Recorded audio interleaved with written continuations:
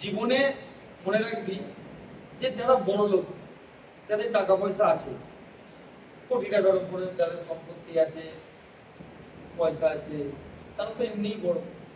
কিন্তু যারা নিম্নবর্তী মানুষ কি মধ্যবিত্ত মানুষ, তারা যদি জীবনে মনে করে যে আমরা বড় হব, তাদেরকে কি করতে হবে? তারা কি শর্তে বড় হতে পারে বলতে পারিস? মেহনত তো আছে। মানে ধর যারা গরিব শ্রেণীর মানুষ কি মধ্যবিত্ত শ্রেণীর মানুষ, তারা যদি বড় হতে চায়, যে বড় বড় মানুষ তাদেরকে সম্মান করবে, তাদেরকে একটাই ওষুধ, তাদেরকে পড়তে হবে, তাদেরকে পড়তে হবে, আর ভালো র্যাঙ্কের চাকরি দিতে হবে, অধিকারী হতে হবে, অফিসার হতে হবে, তাই তো? তাছাড়া সে কোনদিন বড় হতে পারবে? আম্বানি পয়সাওয়ালা লোক এমনি সবাই ওকে সম্মান করবে, তাই তো? কিন্তু কোন নিম্নবর্তীর মানুষ কি গরিব শ্রেণীর মানুষ কি মধ্যবিত্ত শ্রেণীর মানুষ যদি মনে করে যে আমাকেও 10টা লোক সম্মান করুক, তাকে কি করতে হবে? অধিকারী মানতে হবে, চাকরি পেতে হবে। আর তার জন্য কি করতে হবে? পড়াশোনা করতে হবে। তার জন্য কি করতে হবে? তো জীবনে পড়াশোনাই হচ্ছে এমন একটা ওষুধ যেখানে একটা নিম্নবর্তী মানুষকে মানুষ বড় করতে পারে, তাই তো? তাই তো? তো জীবনে নিম্নবর্তী থেকে যদি গরিব শ্রেণী থেকে মানুষ উপরে উঠতে চায়, তাকে একটাই ওষুধ হবে, সেটা হচ্ছে পড়াশোনা, যেটা তাকে মহান করতে পারে, তাই তো? এটাই তো বোঝায়। তো ওই জন্য বারবার বলছি যে তোরা যারা এসছিস, গরিব পরিবার থেকে এসছিস কি মধ্যবর্তী পরিবার থেকে এসেছিস, তোরা যদি মনে করিস যে নিজের পেহচান বানাবো, কি আমাকেও 10টা মানুষ সম্মান করুক, তোর একটাই ওষুধ, সেটা হচ্ছে পড়া। জীবনে সব থেকে সহজ কাজ হচ্ছে পড়া। এর থেকে সহজ আর জিনিস কিছু নেই। সব থেকে সহজ কাজ কি? যে এইটুকু জায়গায় একটা চেয়ার আর একটা টেবিল লাগবে, শুধু পড়াশোনা। বাকি তুই যে কোনো কাজ লাগিয়ে নে, চাই রান্না করা হোক, সেখানে মেহনত আছে, চাই তুই যে কোনো মাঠে কাজ করতে যা, কোনো ফ্যাক্টরিতে কাজ করতে যা, যেখানেই যাবি সেখানেই প্রচুর ওয়ার্ক আছে, মেহনত আছে। কিন্তু জীবনের সব থেকে সহজ কাজ হচ্ছে পড়াশোনা। আর সেই পড়াশোনাতেই তুই তোর নিজের সাকসেস, নিজের মঞ্জিল আর নিজের চরমতম সীমায় পৌঁছাতে পারিস।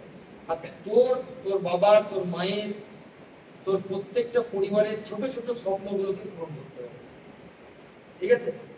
তো সেজন্য বললাম যে আমরা তো এমনি গরিব, আমরা এমনি গরিব, তো আমাদের যদি পেহচান বানাতে হয়, আমাদের যদি বড় হতে হয়, তার একটাই ওষুধ, সেটা হচ্ছে চাকরি। তো সেটার জন্য আমাকে পড়তে হবে। বাকি বাবার এত সম্পত্তি নেই যে তোর নামে 2000 কোটি টাকা লিখে দিয়ে গেল, এত সম্পত্তি আছে কি? তাহলে আমরা ছোটই থেকে যাব। তো সেই ছোট থেকে বড় হওয়ার একটাই উপায়, সেটা হচ্ছে পড়া। ঠিক আছে? তো বারবার আমি প্রত্যেকটা স্টুডেন্টকে, আমার শিষ্যদের আমি একটাই উপদেশ দেব যে কোনো শারীরিক মেহনত নেই, শুধু চুপচাপ পড়াশোনা। তুই সাকসেস তখনই হবি, প্রতিদিন তোকে মিনিমাম 6 ঘন্টা থেকে 8 ঘন্টা, 10 ঘন্টা, 12 ঘন্টা করে তোকে পড়তে হবে। 1 বছর থেকে 1.5 বছর যদি প্রতিদিন 6 ঘন্টা 8 ঘন্টা করে পড়তে পারিস, ঠিক দেখবি নিজের মঞ্জিলে পৌঁছে গেছিস। তোর পেছনে 3 থেকে 4টে চাকরি লাগিয়ে গেলে পাস করে যাবে। তাতে কোনো দুর্গাপুজো, কালী পুজো, মহরম, ঈদ এগুলো দেখলাম 24 ঘন্টার মধ্যে তোমাকে 8 ঘন্টা পড়তেই হবে। তুমি 8 ঘন্টা পড়ো, 8 ঘন্টা ঘুমো, বাকি বন্ধুদের সঙ্গে আড্ডা মারো, গল্প করো, যাই করো, 8 ঘন্টা যদি তুই ঠিকঠাক করে পড়তে পারিস, তুই ডিফেন্সে আরামসে চাকরি করবি, তোকে কেউ আটকাতে পারবে না। রিটেনে কোয়ালিফাই করবি করবি, কিন্তু শর্ত একটাই, প্রতিদিন তোকে করতে হবে। যে না থাক আজকে পড়বো না, কালকে পড়বো, কাল করলে হবে। আমার যেমন একটাই উসুল, যে কোনো কাজ আমি কাল না, যখন হবে এখনই হবে, আজকেই হবে, এখনই হবে। তো আমি তোদেরকে ওই একটাই কথা বলবো যে নিজের মঞ্জিলে ঠিক পৌঁছে যাবি যদি প্রতিদিন 6 থেকে 8 ঘন্টা করে বেশি পড়ার দরকার, যে রাত্রি 12টা 1টা 2টো 3টে পর্যন্ত কোনো দরকার নেই। দিনটাকে কাজে লাগা।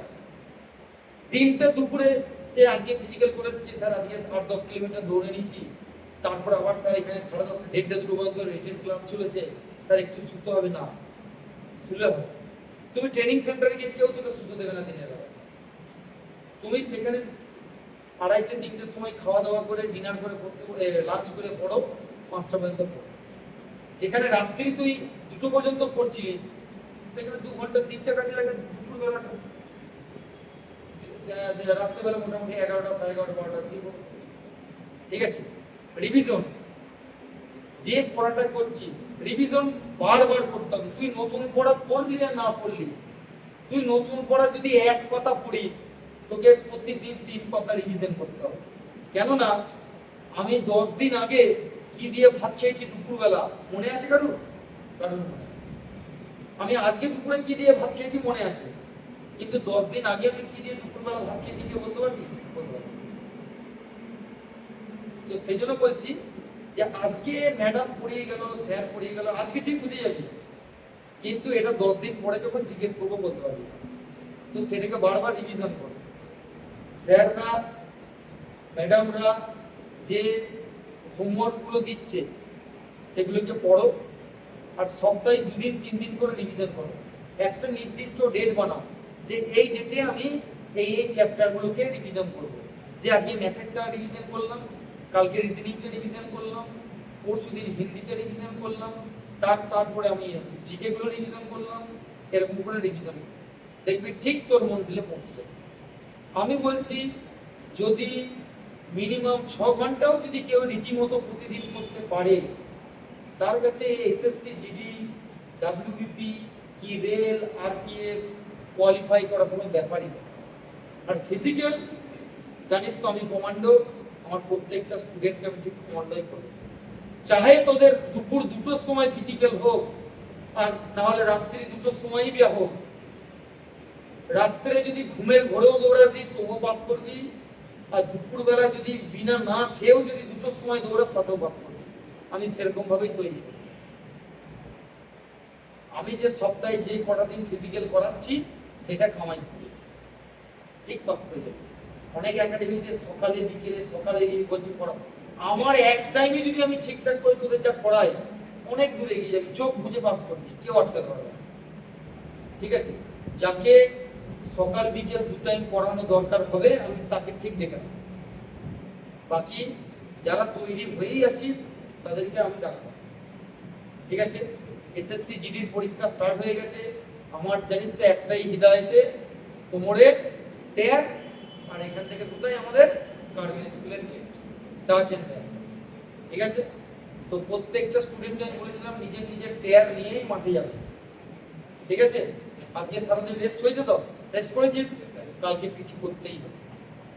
ঠিক আছে, কেননা ওটাও যেমন রিটেনটাও দরকার তেমনি ফিজিক্যালটাও দরকার।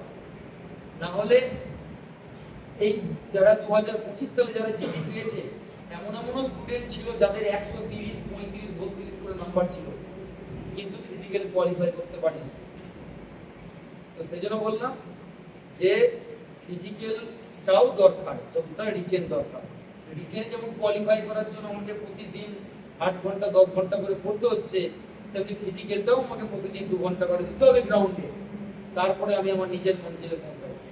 প্রি মেডিকেল অনেক জনকার করে দিয়েছি, সবাই দেখে নিয়েছি কার কার কি কি সমস্যা আছে। যার নোক নেই, হাতের ক্যারিং অ্যাঙ্গেলের আমি রিমার্ক দিয়েছি, তাদের এক্সারসাইজ বলে দিয়েছি। কাল থেকে সকাল বিকেল 2 টাইম শুরু হয়ে যাবে। ঠিক আছে, কেননা সেটাকেও 3-4 মাস কন্টিনিউ করতে হবে। আর যাদের এখনো মেডিকেল হয়নি আমি 2-1 দিনের মধ্যে করব। ঠিক আছে, আরেকটা ব্যাপার, মোবাইল, ম্যাক্সিমাম মোবাইল দেখে তোদের চোখে প্রবলেম হচ্ছে, তো মোবাইলটা যতটা পারো অ্যাভয়েড করো। আমি তো মোবাইল জমা করেই নেব। ঠিক আছে, সময়ে সময়ে অনলি ফর বাড়িতে কন্ট্যাক্ট করার জন্যই মোবাইল পাবে, বাকি সময় মোবাইল জমা করো। বুঝেছিস সবাই? বুঝতে পেরেছিস?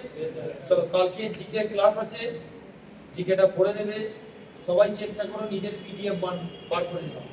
খাতায় নোট করছিস তো?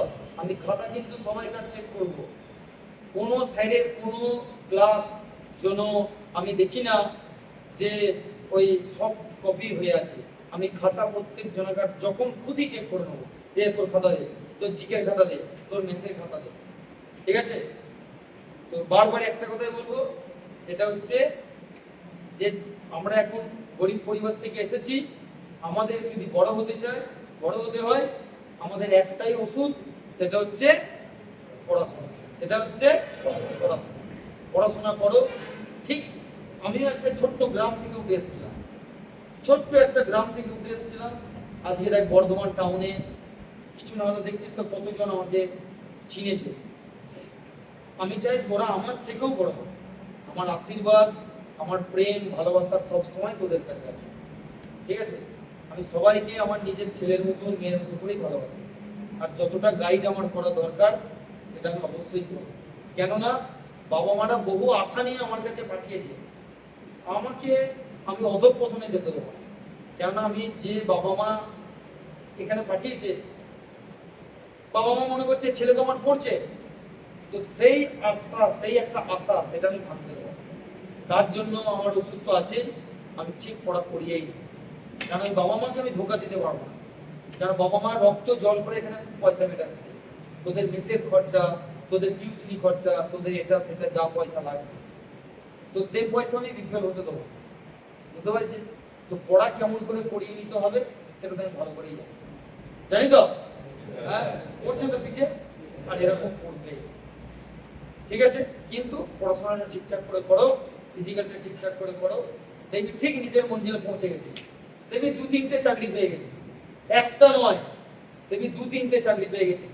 আর্মিতেও কোয়ালিফাই হয়ে গেছিস, এয়ারফোর্সেও কোয়ালিফাই হয়ে গেছিস, এসএসসি জিডিও কোয়ালিফাই হয়ে গেছিস, ডাব্লিউবিপিও কোয়ালিফাই হয়ে গেছিস, রেল আরপিএফ বেরোচ্ছে সেটাও কোয়ালিফাই হয়ে যাবি, রেলের গ্রুপ ডিও হয়ে যাবি। তখন ডিসাইডেড করবি যে কোন চাকরিটা এবার আমি করবো, ঠিক আছে? তো বারবার আমি তোদেরকে একটা কথাই বলবো, যে সেটা হচ্ছে পড়াশোনাটা ঠিকঠাক করে করবি। তোরা শুধু পড়াশোনাটা কর, ব্যাস। বাকি বাকি জিনিস আমি দেখব। আমার কাছ থেকে ফিজিক্যালি কেউ ফেল হয়ে আসবে না, ঠিক আছে? 2 মিনিট 3 মিনিট আগে মাঠ হয়ে যাবে, 2-3 মিনিট আগেই তোর মাঠ কমপ্লিট হয়ে যাবে, সেটা আমি করিয়ে নেব। কিন্তু পড়াশোনাটা এটা দিমাগের খেয়ে। কেউ পড়াশোনায় ভালো ছিলিস, কেউ পড়াশোনায় কমজোর ছিলিস, আমি খারাপ বলবো না, কমজোর ছিলিস। তো যারা কমজোর ছিলিস তারা 2 ঘন্টা বেশি পড়বি। যে যার বেশ ভালো, যে পড়াশোনায় মোটামুটি ভালো স্টার মার্কস পেয়েছে, কি ভালো রেজাল্ট করেছে, সে অল্প পড়ছে, সে ধর 6 ঘন্টা পড়ছে, আমি ভাই 8 ঘন্টা পড়বো, ঠিক আছে? তো এখন ওই জিনিস নেই যে রাজার ছেলেই রাজা হবে। আগে যেমন ছিল কি, যে भाई राजा तार ছেলে राजा, तार ছেলে राजा, तार ছেলে राजा, अभी ये नहीं चलेगा। राजा वही बनेगा जिसके अंदर काबिलियत है, राजा वही बनेगा जिसके अंदर काबिलियत है। तो राजा সবাইকেই বানতে হবে। কাবিল নিজেকে তৈরি করো, নিজেকে কাবিল তৈরি করো, কাবিলিয়ত দেখবি ঠিক অটোমেটিক হয়ে যাবে, ঠিক আছে? বুঝতে পারলি সবাই? Yes sir. পড়বি তো সবাই? Yes sir. ঠিক আছে, আর বেশি রাত করব না, মোটামুটি এখনো 1 ঘন্টা সময় আছে, 1 ঘন্টা পড়ে তারপরেই শুরু, ঠিক আছে? Yes sir. ওকে, চলো, জয় হিন্দ।